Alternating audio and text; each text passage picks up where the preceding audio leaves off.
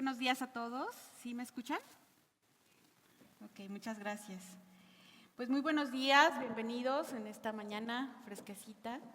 Es un gusto poder estar aquí. Muchas gracias por la invitación a LFB, muchas gracias por todo el trabajo que hemos ido construyendo en algunos años que ya les platicaré. Muchas gracias.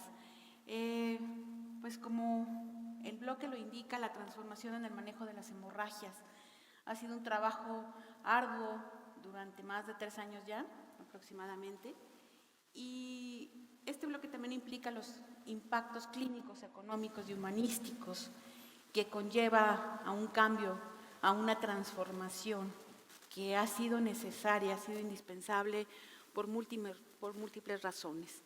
Obviamente, impactos clínicos en la mejora de la atención médica, impactos económicos buscando generar ahorros e impactos humanísticos principalmente, porque pues, la medicina es una de las artes más nobles y nuestro trabajo es atender a seres humanos y lograr que la vida, que se ganen vidas, que se ganen años de vida y sobre todo de calidad. El hablar de un estudio de impacto pues implica muchos factores que requieren de la colaboración de un equipo multidisciplinario, de una disciplina, de registrar, de recabar datos, y estamos iniciando con ello. De tal manera que no podemos hablar todavía, en nuestro caso, de datos contundentes, pero sí de algunas primicias muy interesantes que les voy a mostrar. En este caso, y como apertura a este Summit, a mí me lleva a comentarles lo que hemos hecho, cómo he llegado hasta donde estamos, o qué es lo que estamos haciendo. Bueno, mi nombre pues ya lo comentaron, yo soy médico cirujano, egresé de la Facultad de Medicina de la Facultad de Coahuila, en Torreón, Coahuila.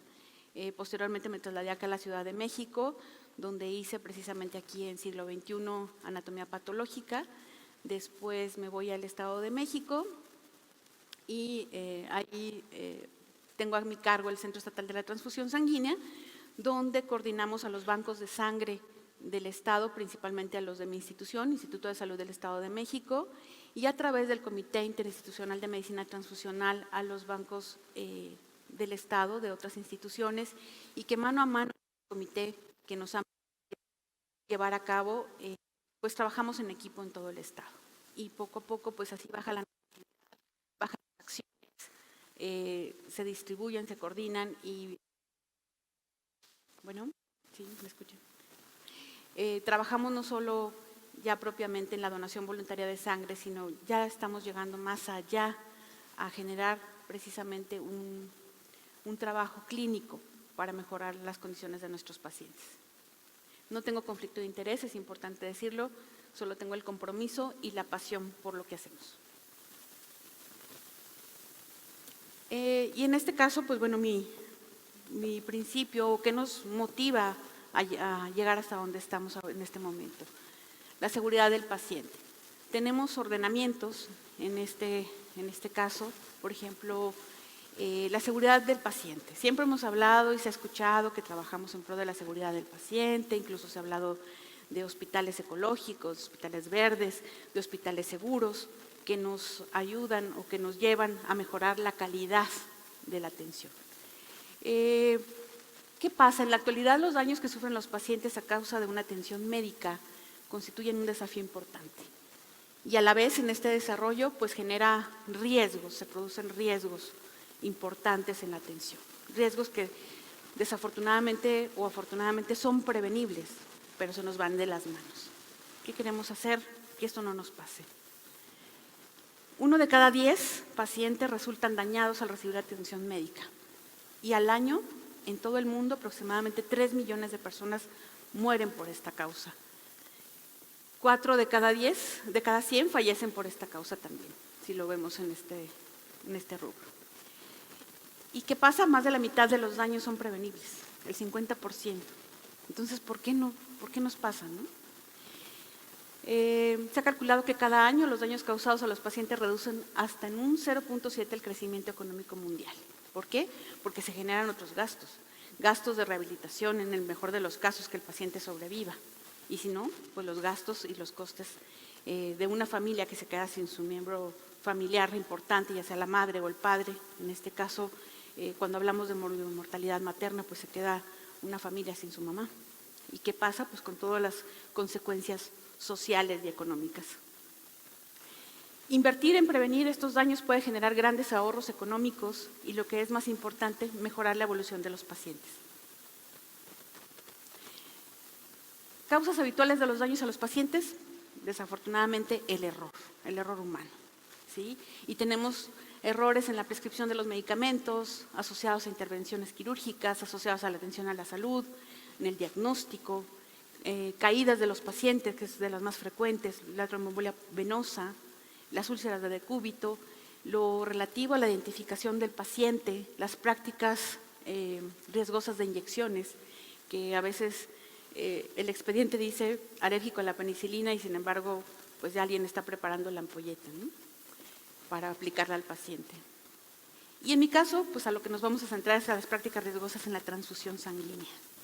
No estoy en contra de la transfusión, al contrario, nosotros nos dedicamos a eso, a generar donadores de sangre, a hacer la promoción de la donación voluntaria de sangre y a su vez a suministrar, a tener nuestros bancos al 100% con todo el equipo de trabajo en el Estado de México para tener sangre lo más segura posible.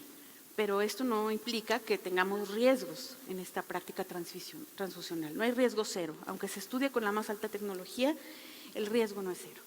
Entonces, de esta manera, pues las transfusiones innecesarias, las prácticas de transfusión no exentas de riesgo, exponen a los pacientes a la posibilidad de sufrir reacciones graves adversas e incluso de contraer infecciones por vía transfusional, que esto ha sido en el menor de los casos, pero sí llega a suceder, no solo en nuestro país, en todo el mundo. Primero, no dañar, es con lo que siempre nos han enseñado desde nuestra Facultad de Medicina. La seguridad del paciente se define como la ausencia de los daños prevenibles en los pacientes y la reducción hasta un mínimo aceptable de riesgo. Volvemos al punto, no hay riesgo cero, pero sí lo podemos evitar.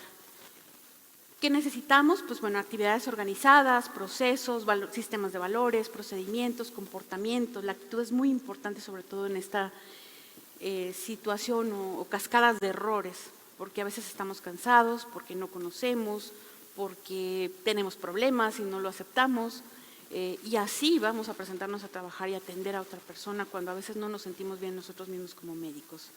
Entonces aquí el comportamiento y la actitud es definitiva para poder también ofrecer una buena alternativa a nuestros pacientes. La preparación académica, la tecnología, la actualización, el entorno de la atención, que a veces tampoco es favorable para nuestro desempeño como profesionales. A veces hay un entorno pues con carencias, con problemas, con una falta de comunicación de equipo, y todo esto nos lleva a la generación de errores. Reducir los riesgos de forma constante y sostenible, prevenir la aparición de los daños evitables, reducir la probabilidad de causarlos y mitigar sus efectos si es que el paciente sobrevive.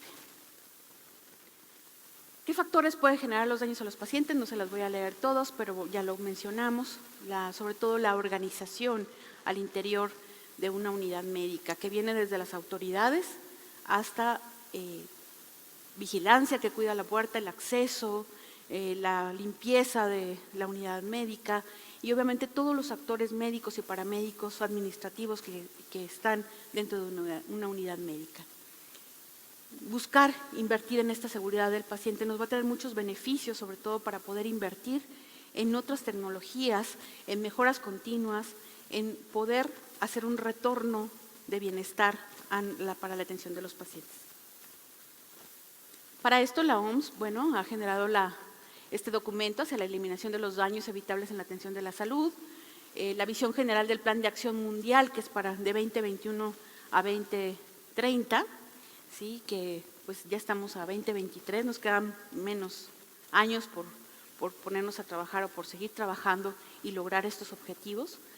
Y propiamente en lo que nosotros nos corresponde laboratorio y bancos de sangre, pues bueno, el objetivo número 3, que es la seguridad de los procesos clínicos.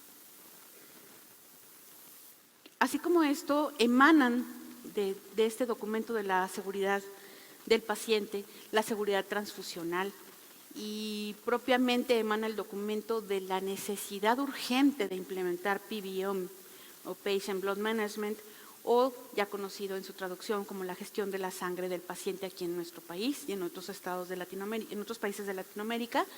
Este documento nos habla precisamente, tampoco está en contra de las transfusiones, pero sí de reducir las transfusiones innecesarias, evitar los riesgos que esto conlleva, respetar la sangre en el paciente, llevarlo a condiciones óptimas sin la necesidad de una transfusión, reducir estos riesgos. Por ejemplo, los pacientes con anemia, pues tratarlos previamente, los pacientes que se van a intervenir quirúrgicamente, antes de eso tratar con medicamentos, con dieta el paciente que tiene anemia. En el caso de la hemorragia, pues bueno, también implementar otras alternativas, que para ello hay guías en nuestro país que ya han sido elaboradas y que nos dicen paso a paso con una serie de algoritmos y que podemos seguir de una manera muy sencilla.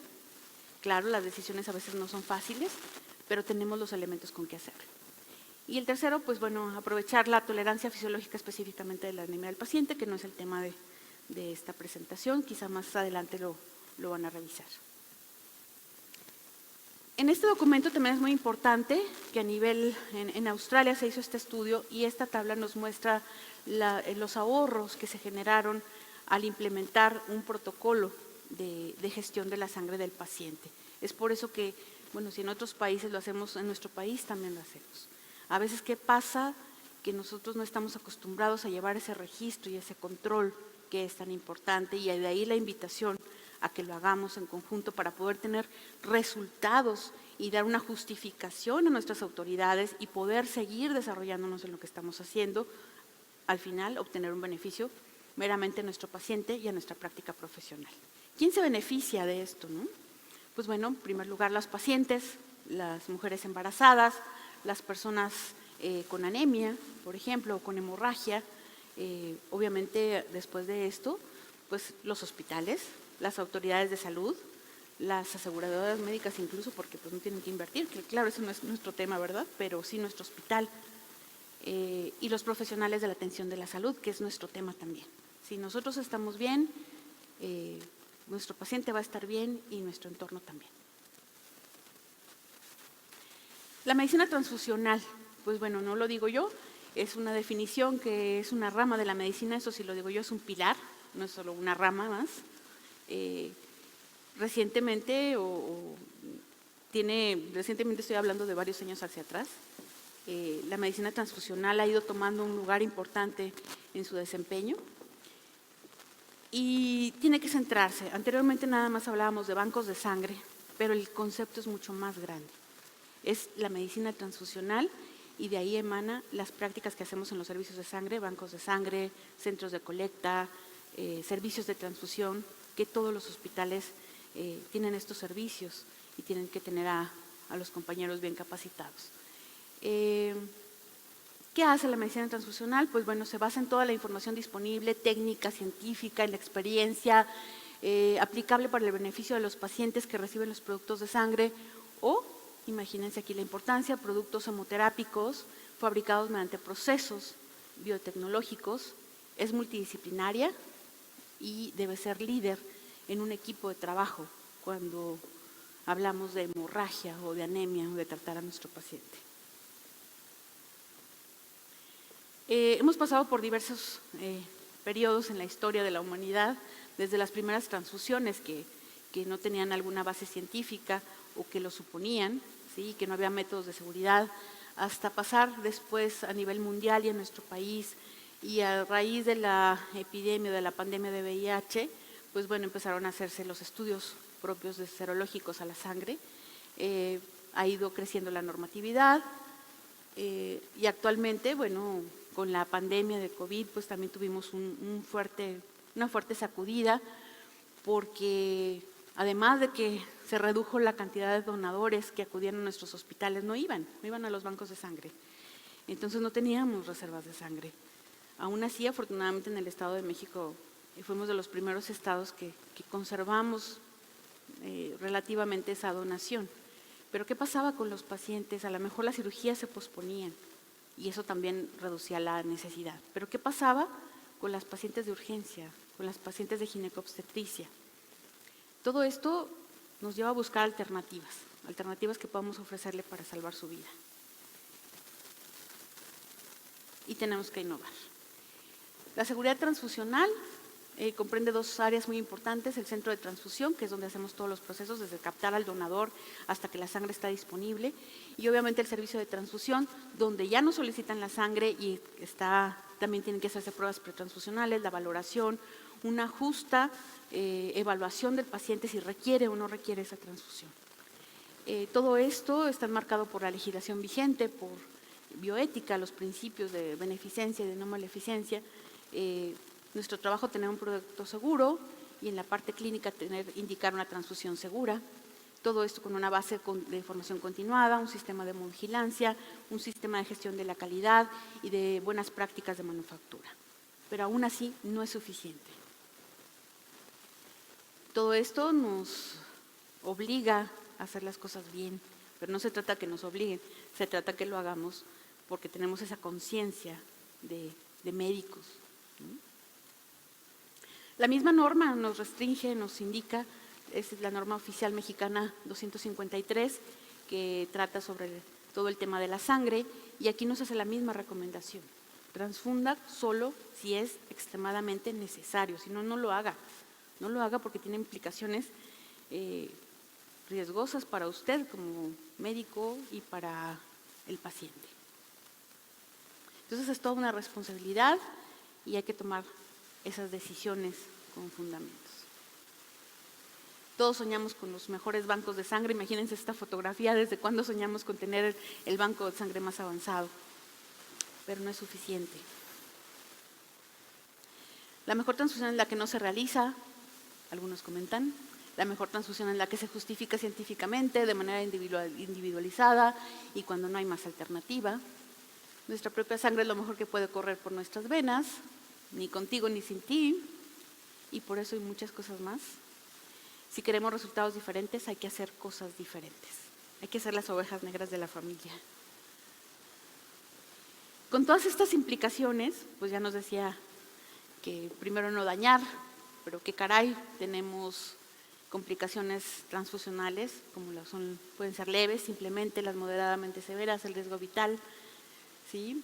Y en este punto me detengo porque platicaba que no solo hemos visto a nuestros pacientes sufrir, también estoy segura que en muchos de nuestros casos hemos vivido esto en carne propia, con algún familiar, con uno mismo, etcétera, y que vemos que nos transfunden y nos transfunden y nos transfunden.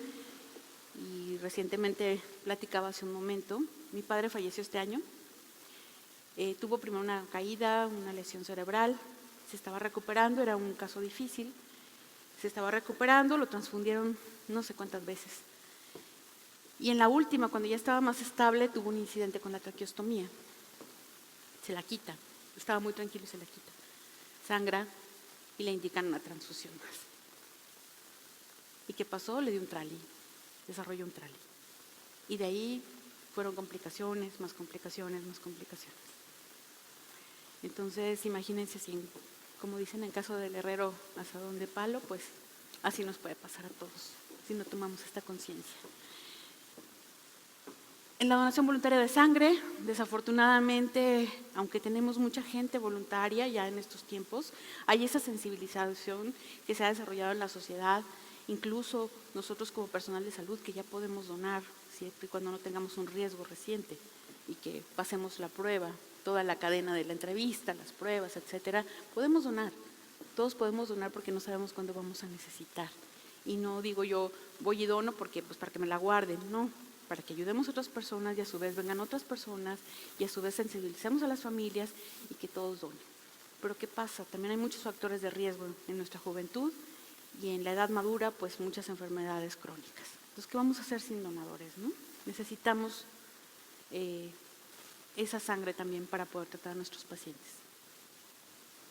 Y bueno, hasta ahí todo el panorama desafortunado que a veces hemos vivido con las transfusiones. ¿Qué pasa? Ante el antecedente de búsqueda de la seguridad del paciente, ante la búsqueda de nuevas alternativas, iniciamos, esta es una reunión de Cuernavaca con el doctor Augusto Pérez Calatayud y su equipo de trabajo, con el doctor Axel Hoffman y el maestro Galván, que recibimos una invitación a través del Centro Nacional de la Transfusión Sanguínea. Nosotros como centros estatales pues estamos bajo línea de mando del Centro Nacional de Transfusión Sanguínea. Nos invitan a esta reunión para darnos a conocer este programa, de lo cual pues es lo que estábamos buscando, alternativas. ¿Qué hacemos ante toda la problemática en los servicios de sangre en nuestra área de medicina transfusional? Entonces llegamos a esta reunión, conocemos el programa, nos interesamos por él y empezamos a trabajar. Ahí tuve la fortuna de conocer en primera instancia a Jessica, a quien le agradezco muchísimo todo el apoyo, porque con ella estuvimos trabajando en un inicio. Yo sinceramente pues desconocía muchas cosas, pero empezamos a platicar, empezamos a conocer el programa y empezamos a desarrollarlo, y no nos vimos una vez, nos vimos una y otra vez, insistiendo en que las cosas se dieran, en que hubiera fibrinógeno para el Estado de México en el que ni corresponde. Desafortunadamente llega la pandemia y cuando ya estábamos listos para adquirir fibrinógeno, para adquirir las capacitaciones en PBM, para implementar protocolos, pues llega la pandemia y todo queda en stand-by. Sin embargo, no cedimos y seguimos trabajando en ese tiempo. Se hacía una compra, no se hacía porque pues obviamente todo el dinero es destinado a las urgencias y emergencias de la pandemia. Sin embargo, no descansamos y seguimos trabajando. Muchas gracias, Jessica. Después seguimos con otras reuniones de trabajo. Afortunadamente para 2021, 2022 aparece en el catálogo de medicamentos el fibrinógeno y lo solicitamos a la Federación. Y es por eso que a partir de ahí ya contamos con fibrinógeno en nuestro estado. Pero no ha sido suficiente. ¿Por qué? Porque obviamente necesitamos seguir sensibilizando a nuestros médicos, a nuestros directivos, necesitamos capacitación, las cuales se han dado, y que ahorita les voy a mostrar cuántas hemos llevado. Reuniones de trabajo, por ejemplo, en esta que muestro, bueno, fue aquí en el siglo XXI, aquí en la Academia Nacional de Medicina, de Cirugía, con el doctor Pérez Calatayud. Y esta es otra reunión que tuvimos en el Mónica Pretelini, que es un hospital materno perinatal, y que de ahí está seleccionado como un proyecto piloto para desempeñar el PBM. Y este proyecto piloto, que implica en la gran medida de las cosas, tenemos ya incluso pruebas viscoelásticas y otros insumos más, pero que nos falta establecer bien ese protocolo y que registremos datos y obtengamos resultados. Entonces, ante toda la problemática que ya hemos vivido, ¿qué hacemos? Pues bueno, encontramos esta alternativa. Gracias por ello también. Otras reuniones más que hemos seguido con todo el equipo de LFB, que también agradezco. Tuvimos la capacitación del tratamiento de las hemorragias y del sangrado y de la hemorragia obstétrica con la doctora Rosario López Gutiérrez, que ha generado un gran impacto en el Estado y que, bueno, no solo estuvo con nosotros en esa gran capacitación, aquí lo vemos, fue en el Adolfo López Mateos, y que tuvimos más de 400 asistentes, casi 500. El auditorio tiene una capacidad para 180 y, sin embargo, los demás se conectaron virtualmente y ya han estado aplicando esta capacitación que se ha llevado en México.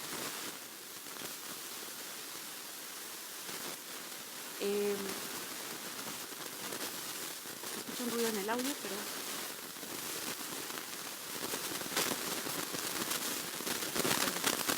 Sí,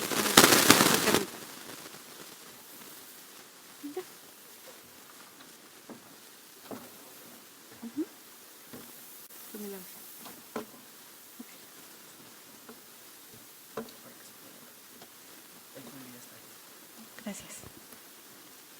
Y bueno, entonces de esta manera pues hemos ido creciendo en estas capacitaciones, y no solo fue en este Centro Médico Adolfo López Mateos, sino que actualmente ya se han dado otras capacitaciones con la doctora Rosario en Ixtlahuaca, donde ahí el químico Armando ha sido un gran promotor junto con su directora y con su equipo de trabajo para llevar a cabo este curso de tratamiento por metas, y lo cual pensamos seguir adelante.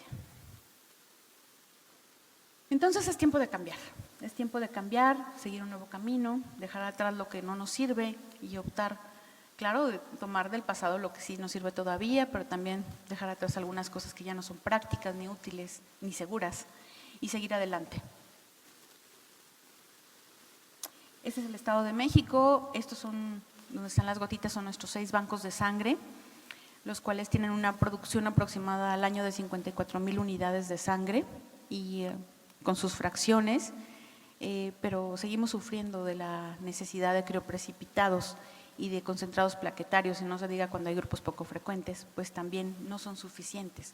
En el Estado obviamente hay otras instituciones con sus bancos de sangre, 3 en el ICEMIM, que es el Instituto de Atención a los Municipios, al Estado y a los municipios, y también en el Seguro Social 2, y en el IMIEM, que es el Instituto Materno Infantil, un banco de sangre, más aparte hay bancos privados, que esos no los vemos nosotros, pero somos un equipo en el cual trabajamos para apoyarnos y optar por distribuirnos la sangre cuando ésta se necesita, y ahora recientemente pues también apoyamos a otras instituciones en el manejo del fibrinógeno. ¿Qué se ha hecho? Pues ahorita ya se ha hecho mucho, se han hecho muchas cosas, sobre todo esa sensibilización y capacitación que ya les comentaba, desde la Organización Mundial de la Salud, la Organización Panamericana de la Salud, la Asociación Iberoamericana de Patient Blood Management, con el EFB, con las capacitaciones que han tenido con todos los hospitales, que han sido ya, yo creo que ya estamos rebasando las 1000 capacitaciones, porque han sido en todos nuestros hospitales. Los hospitales son 74, 75 en el Estado de México, del Instituto de Salud del Estado de México nada más, en nuestra institución, y en ellos se ha capacitado no solo en turnos, en varios turnos, en varios equipos de trabajo, y que han aceptado esta capacitación con gran agrado. Y la capacitación que ya les mencionaba con la doctora Rosario,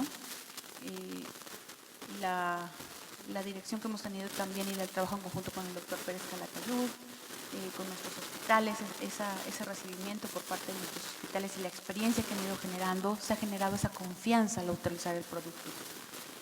También el doctor Montelongo, que ha sido un parteaguas con la creación del código materno, que el código Mater, que él está en las Américas, en el hospital. Y bueno, el Comité también de Medicina Transfusional, Interinstitucional, la Asociación Mexicana de Medicina Transfusional, que nos ha dado apertura para hablar de estos temas, y en fin, la Federación también, que nos ha proporcionado el fibrinógeno. ¿Qué se ha logrado? Pues estamos cambiando la forma de hacer las cosas. Hay un cambio de paradigma que nos falta, sí nos falta. El Estado de México es inmenso y somos un mundo de formas de pensar, de formas de hacer las cosas, pero lo que queremos llegar es a generar un estado de homogénea en esta capacitación y en este actuar hacia nuestros pacientes. Al día de hoy se ha implementado la atención con fibrinógeno en casos también de lupus, ¿por qué no?, de pediatría, ginecobstetricia, donde aquí en este punto, después de la pandemia, pues obviamente en 2021 obtuvimos un número aproximado de 59 fallecimientos. Y sin embargo, al día de hoy, al 2021, 2022, ya se registró una reducción, yo diría casi de un 45%. Teníamos 59 fallecimientos y en el 2022 tuvimos solo 31. Claro, nos falta mucho que trabajar, pero estamos en ello. En ese momento de la primera reunión de Cuernavaca fue cuando dijeron, no, es que el Estado de México es el primer lugar en muerte materna. O sea, eso nos dolió hasta el alma. Nos sigue doliendo cada muerte materna. Y a nosotros, imagínense a su familia. Entonces, hay muchos factores que pueden interferir o intervenir en esta reducción de la muerte materna, pero sin embargo coinciden con la aplicación, con la capacitación del uso del fibrinógeno. Después vino el ácido tranexámico, pero como ustedes ya lo verán, hay diferentes opiniones si se usa, si no se usa, por los diferentes estudios que los diferentes ponentes tienen o los grupos de trabajo. Eso ya quedará cuestión de que ustedes lo valoren. Pero esta reducción tan importante en la muerte materna y que ya hayamos tenido el fibrinógeno es sumamente interesante. Y tenemos los testimonios de las áreas médicas donde hay un gran impacto. O sea, la gente está feliz de que sus pacientes estén saliendo con vida.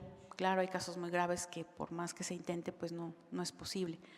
pero el tener esa satisfacción de haber podido salvar una vida más es invaluable.